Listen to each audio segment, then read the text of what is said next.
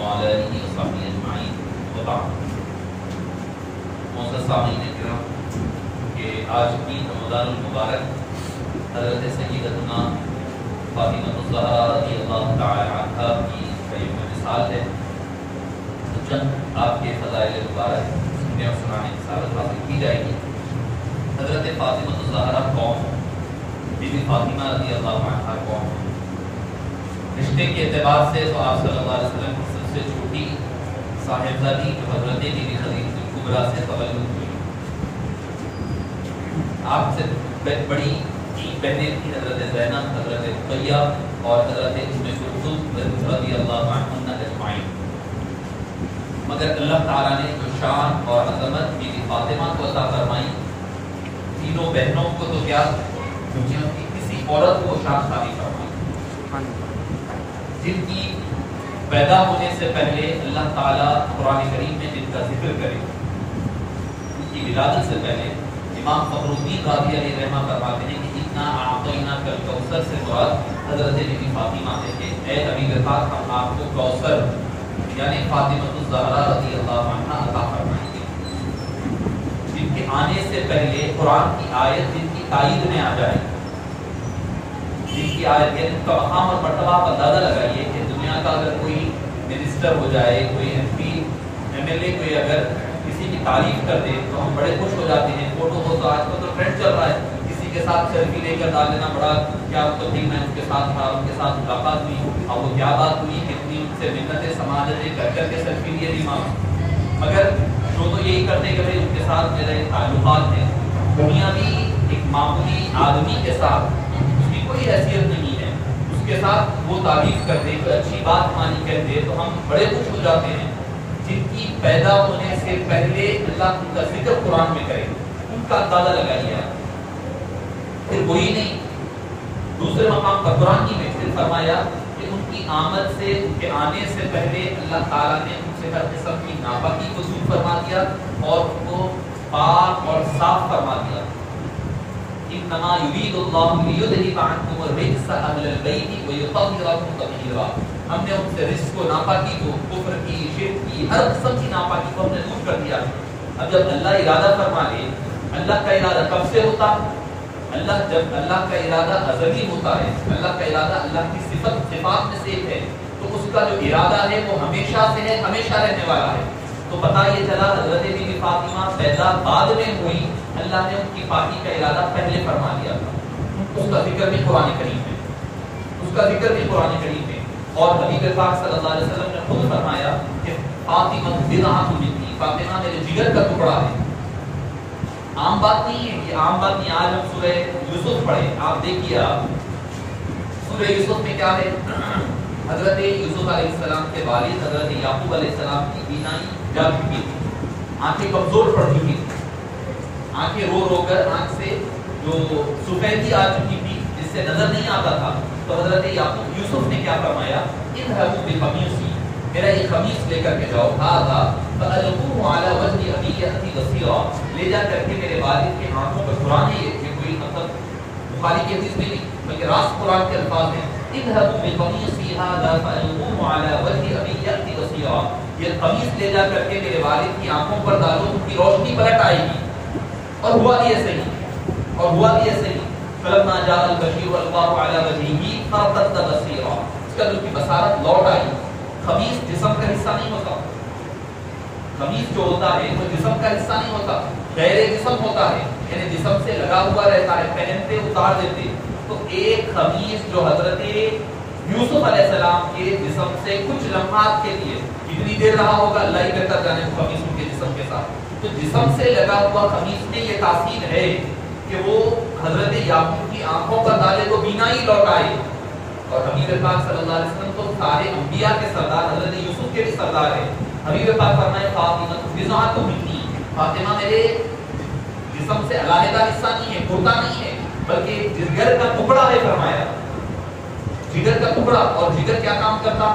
Liver, جس کو ہم لیور کہتے ہیں، سائنس کے اسٹوڈنٹس ہیں، وہ آپ کے خون کو پروڈیوس کرتا ہے. جگر کا کام کیا ہوتا ہے؟ جگر کا. تو حبیب پاک بتا رہے ہیں فاطمہ وہ ہے جس سے میری نسل بھی ظاہراً بھی چلے گی اور باطناً بھی چلے گی فاطمہ میرے جگر کا ٹکڑا ہے فرمایا. تو جب ایک حضرت یوسف کا قمیص کی اتنا بڑا معجزہ ہو سکتا ہے کہ بصارتیں لوٹ آ سکتی ہے، اور حضرت بی بی فاطمہ کی شان اور شوکت کا عالم اور عظمت کا عالم کیا ہوگا. دنیا میں وہ جب تک رہی، دنیا میں ہر کوئی کیا کہتا، یہ کہتا کہ امی و ابی فدا کا یا رسول اللہ، یا رسول اللہ میرے ماں باپ آپ پر قربان ہو جائے، فدا ہو. مگر جب حضرت بی بی فاطمہ آتی، ہر کوئی حضرت ابوبکر سے لے کر آخری صحابی تک ہر کوئی یہ کہتے فدا کا امی و ابی یا رسول اللہ، میرے ماں باپ آپ پر قربان. مگر حبیب پاک صلی اللہ علیہ وسلم کے پاس جب بی بی فاطمہ آتی اور حبیب پاک آتے تو ہر صحابی اٹھ کر کہتے تھے، مگر حبیب پاک صلی اللہ علیہ وسلم بی بی فاطمہ آتے تو اٹھ کر کہہ جایا کہہ کر ان کی پیشانی کو بوسہ دیتے تھے. سب صحابی سرکار کو فرماتے تھے فدا کا امی و ابی یا رسول اللہ، مگر جب بی بی فاطمہ آتی تو حبیب پاک فرماتے فدا کی امی و ابی یا فاطمہ، میرے ماں باپ ہے فاطمہ تجھ پر سے قربان ہو جائے. اور ان کا ایک ٹائٹل تھا امو ابیہا، اپنے والد کی ماں، اپنے باپ کی ماں. یعنی آپ صلی اللہ علیہ وسلم کا اس قدر خیال رکھتی تھی، اس قدر خیال رکھتی تھی، اس قدر ضرورتوں کا احساس کرتی تھی، جیسے کہ ایک ماں اپنی اولاد کے لیے کرتی ہے ویسا خیال حبیب پاک کا کیا کرتی. تو آپ صلی اللہ علیہ وسلم نے ان کو فرمایا انتی امو ابیہا، تم اپنے باپ کی ماں ہو، رشتے میں نہیں بلکہ ایسا خیال رکھتی ہو جیسا کہ ایک ماں اپنے باپ اپنے اولاد کا خیال رکھتی ہے. مگر تمہارا معاملہ یہ ہے کہ تم اپنے باپ کی ماں بنی ہوئی ہے. دنیا میں جب تک رہی اللہ تعالیٰ نے ان کو شان اور شوکت عطا فرمائی، اور جب دنیا سے جانے کی بات آئی تو حبیب پاک نے اس کا بھی ذکر فرما دیا. کیا فرمایا کہ فاطمہ تم سب سے پہلے مجھ سے آ کر ملو گی. حبیب پاک صلی اللہ علیہ وسلم کا ربیع الاول شریف میں وصال ہوا، دنیا سے پردہ فرمائے، اور بی بی فاطمہ الزہرا رمضان المبارک کی 3 تاریخ سے 6 ماہ کا وقفہ، صرف 6 ماہ کا وقفہ تھا جس میں حضرت بی بی فاطمہ رضی اللہ عنہا دنیا سے پردہ فرمائی. اور اللہ تعالیٰ نے حضرت بی بی فاطمہ کو پاک کیسے فرمایا تھا؟ آپ کو دوسری خواتین کو جو ناپاکی ہوتی تھی ویسی کوئی ناپاکی اللہ نے بی بی فاطمہ کو عطا نہیں فرمائی، اس سے بھی پاک فرمایا. حضرت امام حسن کے بارے میں آتا ہے ظہر کے بعد ان کی ولادت ہوئی اور حضرت بی بی فاطمہ نے عصر کی نماز ادا فرمائی.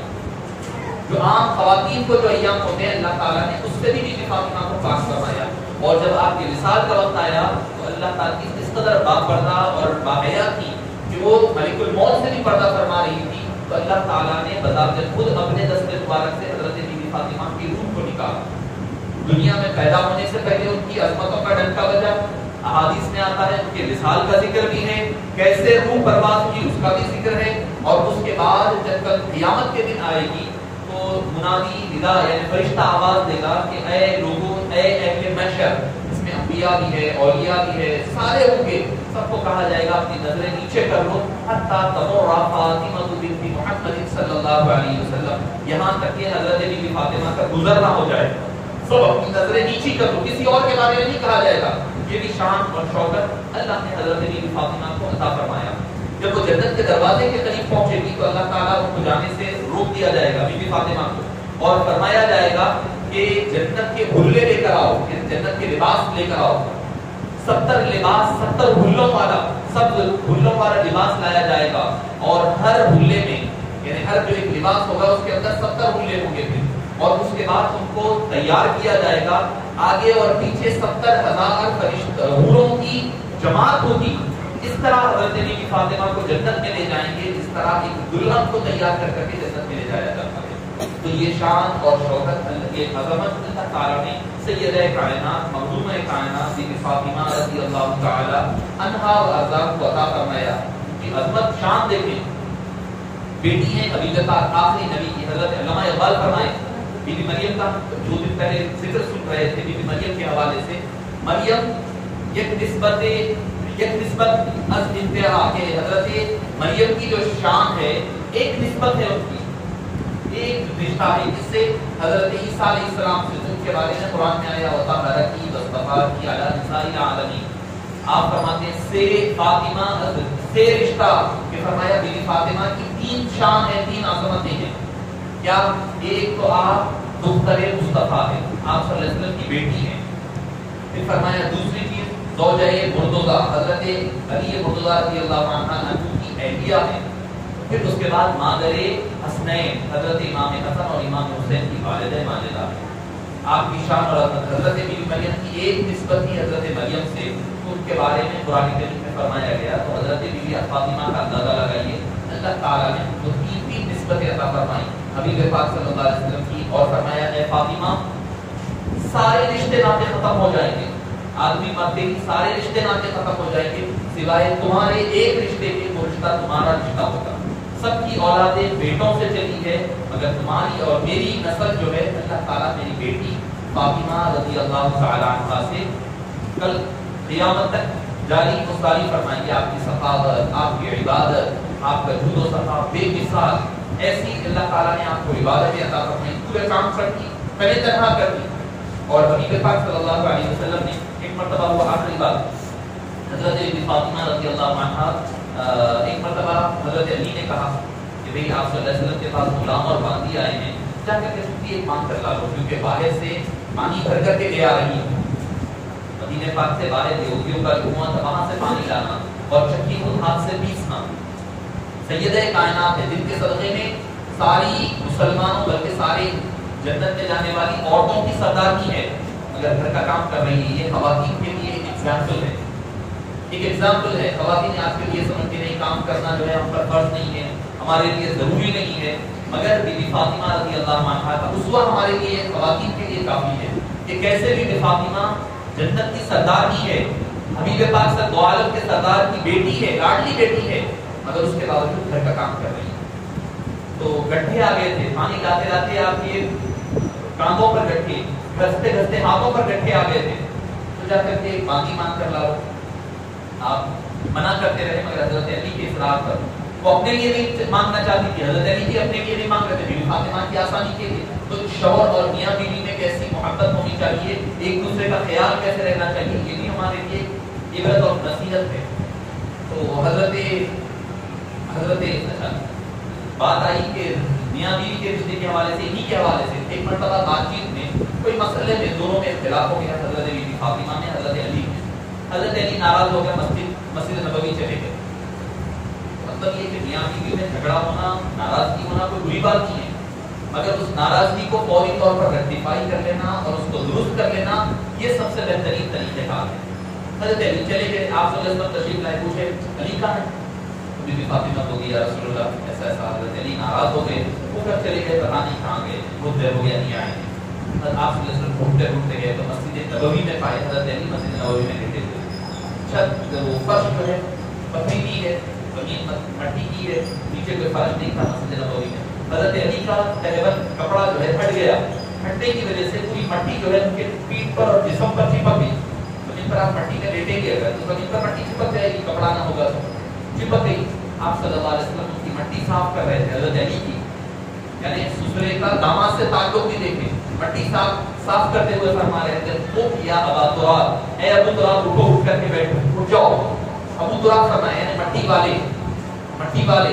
حضرت علی فرماتے ہیں مجھے اتنا پسند آیا وہ ٹائٹل, سارے کئی اور ٹائٹلز ہیں مگر فرمایا مجھے سب سے زیادہ پسند یہی ٹائٹل ہے کہ آپ صلی اللہ علیہ وسلم نے جس محبت سے مٹی کو صاف کرتے ہوئے فرمایا تھا اے ابو تراب مٹی والے. ہر کوئی مٹی سے پیدا ہوا ہے, مٹی کی ہی مخلوق ہے, مگر آپ صلی اللہ علیہ وسلم نے جس انداز میں فرمایا, فرماتے ہیں اس کے بعد وہ حضرت علی کو پکڑ کر کے حضرت علی کو لے کر آئے, آ کر کے بی بی فاطمہ کو بھی سمجھایا, حضرت علی کو بھی سمجھایا, دونوں کو علیحدہ.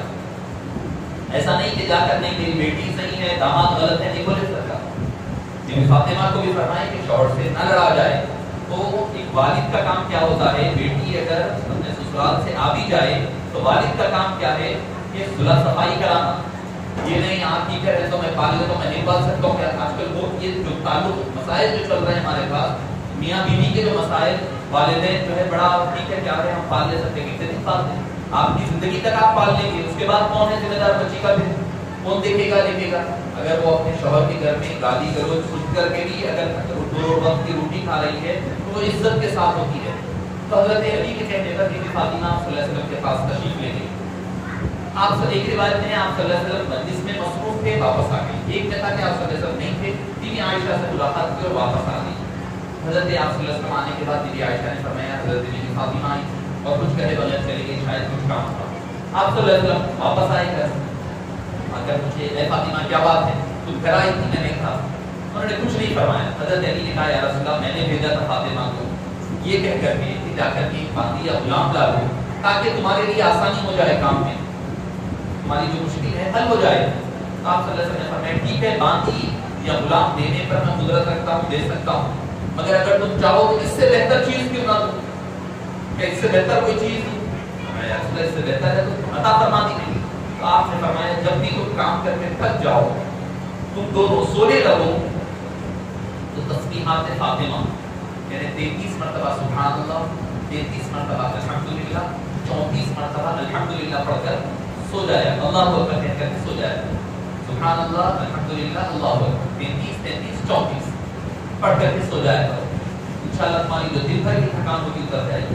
حضرت علی مرتضیٰ فرماتے ہیں دن بھر سخت محنت کر کے آتا، بی بی فاطمہ سخت محنت کرتی مگر جب یہ پڑھتے پوری تھکان دور ہو جائے گا. سبحان اللہ. اس کے بعد ہم کبھی تھکان محسوس نہیں کرتے. تو یہ رات کو سوتے وقت 33 33 34 پڑھنا ہے اور ہر نماز کے بعد کیا ہے 33 33 33 مرتبہ ہے جو بخاری شریف کی حدیث میں آپ صلی اللہ علیہ وسلم نماز کے بعد جو ہے جو تسبیحات پڑھتے 33 مرتبہ سبحان اللہ، 33 مرتبہ الحمدللہ، 33 مرتبہ اللہ اکبر. تو لوگ کنفیوز رہتے ہیں بخاری میں یہ ہے معمول ہے. تو وہ جو تسبیحات فاطمہ ہے آپ صلی اللہ علیہ وسلم کو سونے سے پہلے پڑھنے کے لیے عطا فرمائے گا. اللہ پاک سے دعا ہے کہ باقی تعالیٰ ہمیں اور آپ کو حضرت علی فاطمہ رضی اللہ عنہا کی سچی اور پکی محبت نصیب فرما. آپ کے صدقے و طفیل ہماری رمضان المبارک کی عبادتوں کو قبول فرما.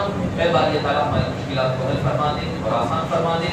اے باری تعالیٰ عالم اسلام کے مسلمانوں پر رحم فرما، خصوصاً ہندوستان کے مسلمانوں پر جہاں جہاں ظلم ہو رہا ہے باری تعالیٰ مسلمانوں پر رحم فرما، کرم فرما. صلی اللہ تعالیٰ